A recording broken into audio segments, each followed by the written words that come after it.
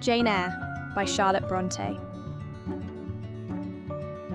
Chapter 15. Mr. Rochester did, on a future occasion, explain it.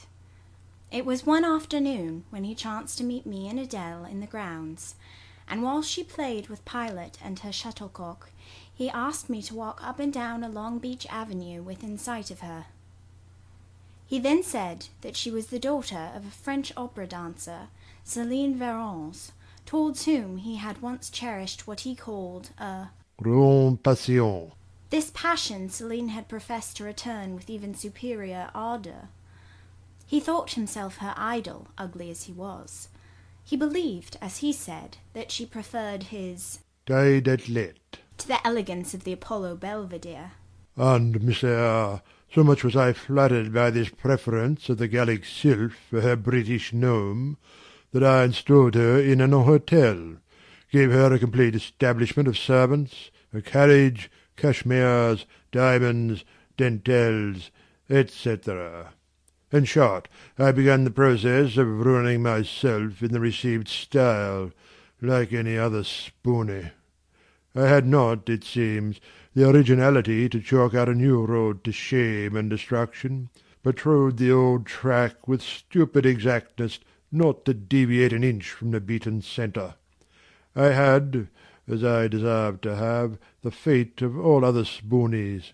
Happening to call one evening when Céline did not expect me, I found her out. But it was a warm night, and I was tired with strolling through Paris, so I sat down in her boudoir, happy to breathe the air consecrated so lately by her presence. No, I exaggerate. I never thought there was any consecrating virtue about her. It was rather a sort of pastille perfume she had left, a scent of musk and amber, than an odour of sanctity. I was just beginning to stifle with the fumes of conservatory flowers and sprinkled essences, when I bethought myself to open the window and step out on to the balcony. It was moonlight and gaslight besides, and very still and serene. The balcony was furnished with a chair or two. I sat down and took out a cigar. I will take one now, if you will excuse me. Here ensued a pause, filled up by the producing and lighting of a cigar. Having placed it to his lips and breathed a trail of Havana incense on the freezing and sunless air, he went on. I liked bonbons too in those days, Miss Eyre, and I was croquant. Overlook the barbarism, croquant, chocolate comfits and smoking alternately, watching meantime the equipages that rode along the fashionable streets towards the neighbouring opera-house, when in an elegant close carriage drawn by a beautiful pair of English horses, and distinctly seen in the brilliant city light, I recognized the voiture I had given Céline. She was returning.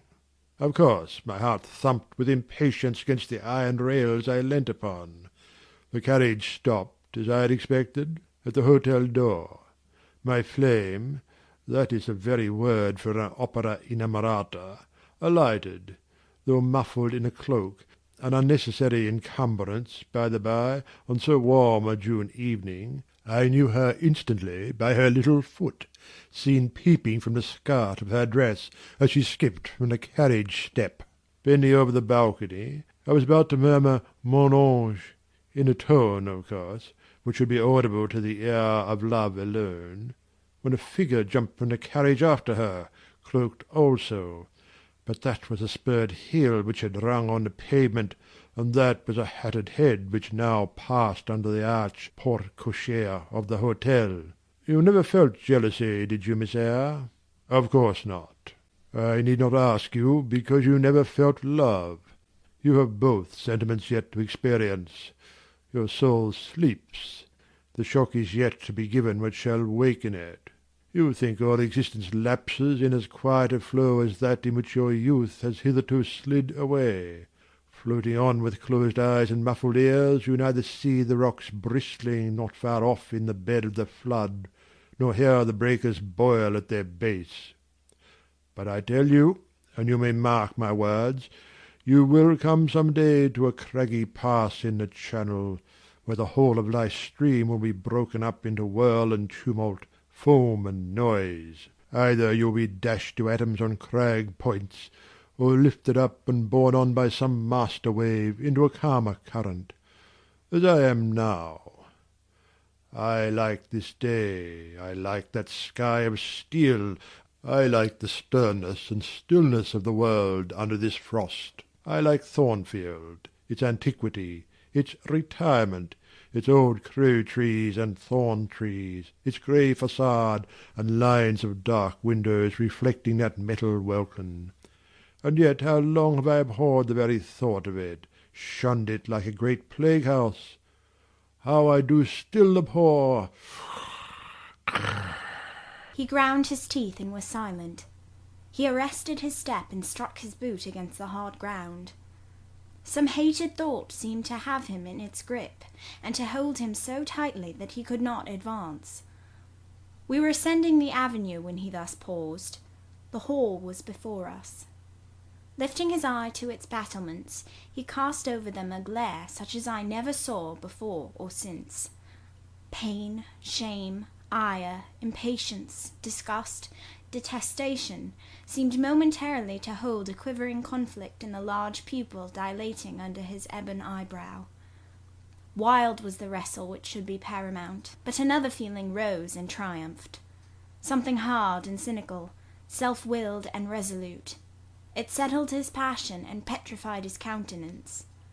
He went on. During that moment I was silent, Miss Eyre. I was arranging a point with my destiny. She stood there, by that beech trunk, a hag like one of those who appeared to Macbeth on the heath of Forres.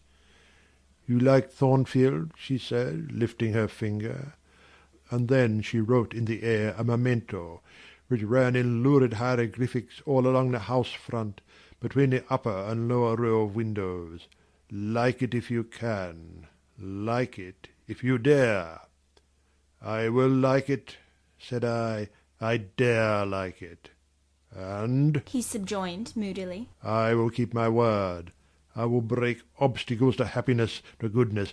Yes, goodness. I wish to be a better man than I have been, than I am. As Job's Leviathan broke the spear, the dart, and the habergeon, hindrances which others count as iron and brass, I will esteem but straw and rotten wood." Adele here ran before him with her shuttlecock. "Away!" he cried harshly, "Keep at a distance, child, or go into Sophie." continuing then to pursue his walk in silence. I ventured to recall him to the point whence he had abruptly diverged. "Did you leave the balcony, sir," I asked, "when Mademoiselle Varens entered?" I almost expected a rebuff for this hardly well-timed question, but, on the contrary, waking out of his scowling abstraction, he turned his eyes towards me, and the shade seemed to clear off his brow. "Oh, I had forgotten Celine. Well, to resume. When I saw my charmer thus come in, accompanied by a cavalier, I seemed to hear a hiss, and the green snake of jealousy, rising on undulating coils from the moonlit balcony, glided within my waistcoat, and ate its way in 2 minutes to my heart's core. Strange," he exclaimed, suddenly starting again from the point. "strange that I should choose you for the confidant of all this, young lady. Passing strange that you should listen to me quietly, as if it were the most usual thing in the world for a man like me to tell stories of his opera mistresses to a quaint, inexperienced girl like you. But the last singularity explains the first, as I intimated once before. You, with your gravity, considerateness, and caution, were made to be the recipient of secrets. Besides, I know what sort of a mind I have placed in communication with my own. I know it is one not liable to take infection. It is a peculiar mind. It is a unique one. Happily, I do not mean to harm it. But if I did, it would not take harm from me. The more you and I converse, the better. For while I cannot blight you, you may refresh me. After this digression, he proceeded. I remained in the balcony. They will come to her boudoir, no doubt, thought I. Let me prepare an ambush. So, putting my hand in through the open window, I drew the curtain over it, leaving only an opening through which I could take observations. Then I closed the casement, all but a chink just wide enough to furnish an outlet to lovers' whispered vows. Then I stole back to my chair, and as I resumed it, the pair came in. My eye was quickly at the aperture. Celine's chambermaid entered, lit a lamp, left it on the table, and withdrew. The couple were thus revealed to me clearly. Both removed their cloaks, and there was the Baron's, shining in satin and jewels, my gifts, of course, and there was her companion in an officer's uniform, and I knew him for a young roué of a vicomte, a brainless and vicious youth whom I had sometimes met in society, and had never thought of hating because I despised him so absolutely. On recognizing him, the fang of the snake jealousy was instantly broken, because at the same moment my love for Celine sank under an extinguisher. A woman who could betray me for such a rival was not worth contending for.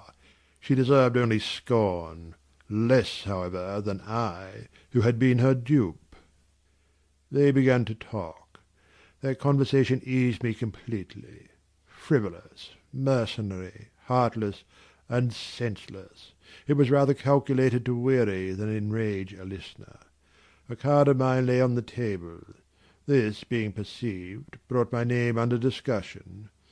Neither of them possessed energy or wit to belabour me soundly, but they insulted me as coarsely as they could in their little way, especially Celine, who even waxed rather brilliant on my personal defects. Deformities, she termed them. Now it had been her custom to launch out in fervent admiration of what she called my beauté mâle, wherein she differed diametrically from you, who told me point blank at the second interview that you did not think me handsome. The contrast struck me at the time, and Adele here came running up again.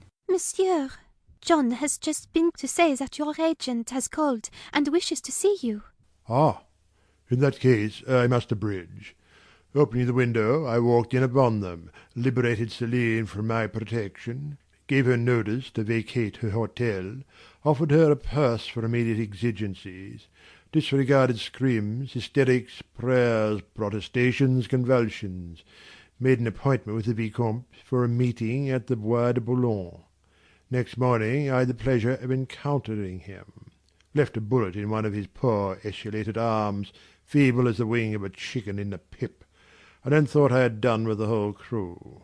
But unluckily the Varens, 6 months before, had given me this fillette, Adele, who, she affirmed, was my daughter, and perhaps she may be, though I see no proofs of such grim paternity written in her countenance. Pilot is more like me than she. Some years after I had broken with the mother, she abandoned her child, and ran away to Italy with a musician or singer. I acknowledge no natural claim on Adele's part to be supported by me, nor do I now acknowledge any, for I am not her father. But hearing that she was quite destitute, I e'en took the poor thing out of the slime and mud of Paris, and transplanted it here, to grow up clean in the wholesome soil of an English country garden. Mrs. Fairfax found you to trade it. But now you know that it is the illegitimate offspring of a French opera girl, you will perhaps think differently of your post and protégé. You will be coming to me some day with notice that you have found another place, that you beg me to look out for a new governess, etc. Eh? No. Adele is not answerable for either her mother's faults or yours. I have a regard for her, and now that I know she is, in a sense, parentless, forsaken by her mother, and disowned by you, sir, I shall cling closer to her than before. How could I possibly prefer the spoilt pet of a wealthy family, who would hate her governess as a nuisance, to a lonely little orphan who leans towards her as a friend? Oh, that is the light in which you view it? Well, I must go in now. And you too. It darkens. But I stayed out a few minutes longer with Adele and Pilot, ran a race with her, and played a game of battledore and shuttlecock. When we went in, and I had removed her bonnet and coat, I took her on my knee, kept her there an hour, allowing her to prattle as she liked, not rebuking even some little freedoms and trivialities into which she was apt to stray when much noticed, and which betrayed in her a superficiality of character, inherited probably from her mother, hardly congenial to an English mind. Still, she had her merits, and I was disposed to appreciate all that was good in her to the utmost. I sought in her countenance and features a likeness to Mr. Rochester, but found none. No trait, no turn of expression announced relationship. It was a pity. If she could but have been proved to resemble him, he would have thought more of her. It was not till after I had withdrawn to my own chamber for the night that I steadily reviewed the tale Mr. Rochester had told me. As he had said, there was probably nothing at all extraordinary in the substance of the narrative itself. A wealthy Englishman's passion for a French dancer and her treachery to him were everyday matters enough, no doubt, in society. But there was something decidedly strange in the paroxysm of emotion which had suddenly seized him when he was in the act of expressing the present contentment of his mood, and his newly revived pleasure in the old hall and its environs. I meditated wonderingly on this incident, but gradually quitting it, as I found it for the present inexplicable, I turned to the consideration of my master's manner to myself. The confidence he had thought fit to repose in me seemed a tribute to my discretion. I regarded and accepted it as such. His deportment had now for some weeks been more uniform towards me than at the first. I never seemed in his way. He did not take fits of chilling hauteur. When he met me unexpectedly, the encounter seemed welcome. He had always a word and sometimes a smile for me. When summoned by formal invitation to his presence, I was honoured by a cordiality of reception that made me feel I really possessed the power to amuse him, and that these evening conferences were sought as much for his pleasure as for my benefit. I, indeed, talked comparatively little, but I heard him talk with relish. It was his nature to be communicative. He liked to open to a mind unacquainted with the world glimpses of its scenes and ways. I do not mean its corrupt scenes and wicked ways, but such as derived their interest from the great scale on which they were acted, the strange novelty by which they were characterized. And I had a keen delight in receiving the new ideas he offered, in imagining the new pictures he portrayed, and following him in thought through the new regions he disclosed, never startled or troubled by one noxious illusion. The ease of his manner freed me from painful restraint. The friendly frankness, as correct as cordial, with which he treated me, drew me to him. I felt at times as if he were my relation rather than my master. Yet he was imperious sometimes still, but I did not mind that. I saw it was his way. So happy, so gratified did I become with this new interest added to life, that I ceased to pine after kindred. My thin crescent destiny seemed to enlarge. The blanks of existence were filled up. My bodily health improved. I gathered flesh and strength. And was Mr. Rochester now ugly in my eyes? No, reader. Gratitude, and many associations, all pleasurable and genial, made his face the object I best liked to see. His presence in a room was more cheering than the brightest fire. Yet I had not forgotten his faults. Indeed, I could not, for he brought them frequently before me. He was proud, sardonic, harsh to inferiority of every description. In my secret soul, I knew that his great kindness to me was balanced by unjust severity to many others. He was moody, too, unaccountably so. I more than once, when sent for to read to him, found him sitting in his library alone, with his head bent on his folded arms, and, when he looked up, a morose, almost a malignant scowl blackened his features. But I believed that his moodiness, his harshness, and his former faults of morality, I say former, for now he seemed corrected of them, had their source in some cruel cross of fate. I believed he was naturally a man of better tendencies, higher principles, and purer taste than such as circumstances had developed, education instilled, or destiny encouraged.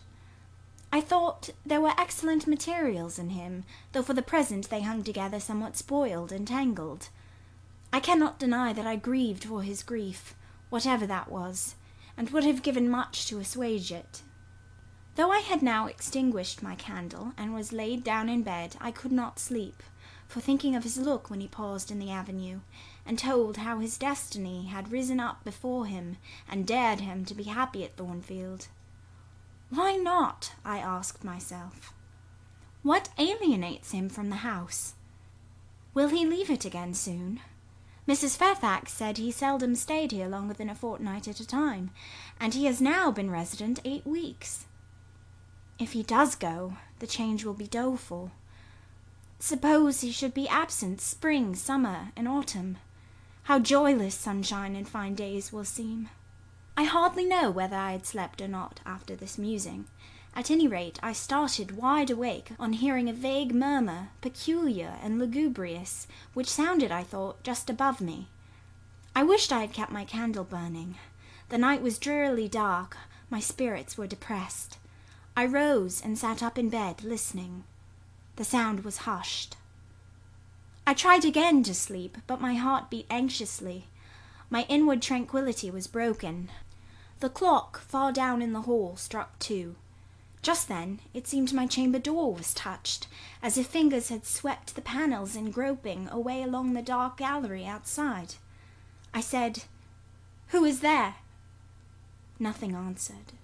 I was chilled with fear. All at once I remembered that it might be Pilot, who, when the kitchen door chanced to be left open, not unfrequently found his way up to the threshold of Mr. Rochester's chamber.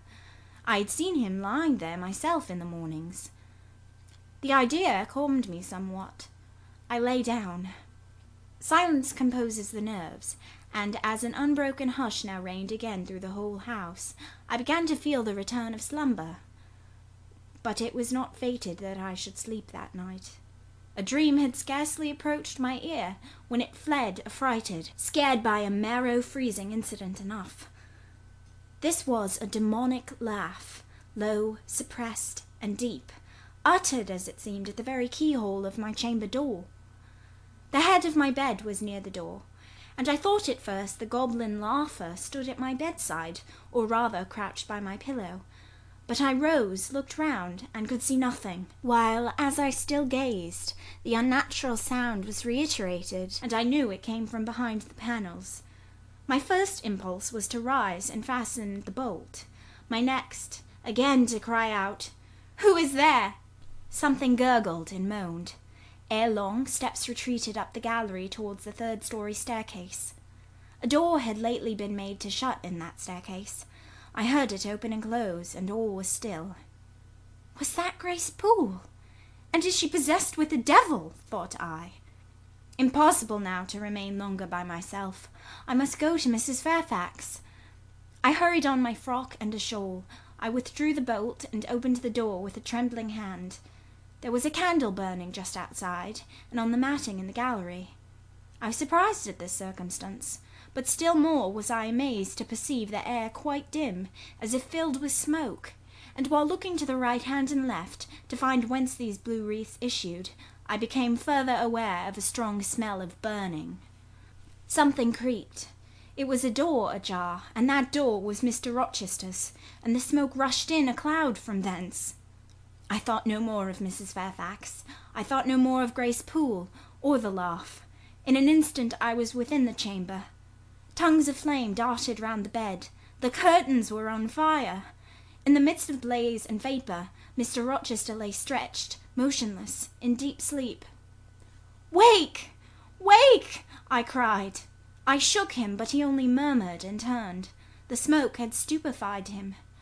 Not a moment could be lost. The very sheets were kindling. I rushed to his basin and ewer. Fortunately, one was wide and the other deep, and both were filled with water. I heaved them up, deluged the bed and its occupant, flew back to my own room, brought my own water jug, baptized the couch afresh, and by God's aid succeeded in extinguishing the flames which were devouring it. The hiss of the quenched element, the breakage of a pitcher which I flung from my hand when I had emptied it, and above all the splash of the shower bath I had liberally bestowed, roused Mr. Rochester at last. Though it was now dark, I knew he was awake, because I heard him fulminating strange anathemas at finding himself lying in a pool of water. Is there a flood? He cried. No, sir, I answered, but there has been a fire. Get up, do, you are quenched now. I will fetch you a candle. In the name of all the elves in Christendom, is that Jane Eyre? He demanded. What have you done with me, witch, sorceress? Who is in the room besides you? Have you plotted to drown me? I will fetch you a candle, sir, and in heaven's name get up. Somebody has plotted something. You cannot too soon find out who and what it is. There, I am up now. But at your peril you fetch a candle yet. Wait 2 minutes till I get into some dry garments, if any dry they be. Yes, here is my dressing-gown. Now, run. I did run. I brought the candle which still remained in the gallery. He took it from my hand, held it up and surveyed the bed, all blackened and scorched, the sheets drenched, the carpet round swimming in water. What is it? And who did it? He asked. I briefly related to him what had transpired, the strange laugh I had heard in the gallery, the step ascending to the 3rd story, the smoke, the smell of fire which had conducted me to his room, in what state I had found matters there, and how I had deluged him with all the water I could lay hands on. He listened very gravely. His face, as I went on, expressed more concern than astonishment. He did not immediately speak when I had concluded. "Shall I call Mrs. Fairfax?" I asked. Mrs. Fairfax? No. What the deuce would you call her for? What can she do? Let her sleep unmolested. Then I will fetch Leah, and wake John and his wife. Not at all. Just be still. You have a shawl on. If you are not warm enough, you may take my cloak yonder, wrap it about you, and sit down in the armchair. There, I will put it on.